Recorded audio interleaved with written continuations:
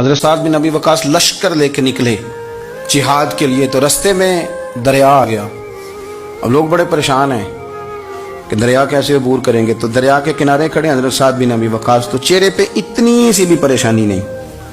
میں اکثر کہتا ہوں کہ یقین کامل نصیب ہو جائے نا تو لمبے سفر بھی آسان ہو جاتے ہیں، لیکن اگر زندگی میں انسان کو یقین ہی نہ ہو، کہیں ایمان ہی نہ ہو، کہیں لطف ہی نہ ہو، کہیں ذائقہ ہی نہ ہو، تو پھر تو چند قدم چلنے میں پیر بوجھل ہو جاتے ہیں، سر دکھنے لگتا ہے، کمر میں تکلیف ہو جاتی ہے، اس لیے کہ مجبوراً چل رہا ہے نا۔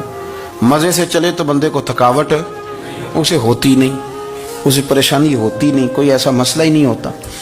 حضرت سعد بن ابی وقاص دریا کے کنارے کھڑے ہیں، تو آگے دریا ہے، کیسے جانا ہے، ذرا سے بھی پریشانی نہیں۔ سپاہیوں نے پوچھا حضور کرنا کیا ہے؟ فرمانے لگے کچھ بھی نہیں، دریا پار کرنا ہے۔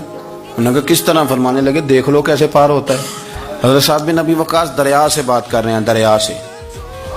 اقبال کہتے ہیں دشت تو دشت دریا بھی نہ چھوڑے ہم، بحر ظلمات میں دوڑا دیے کھوڑے ہم۔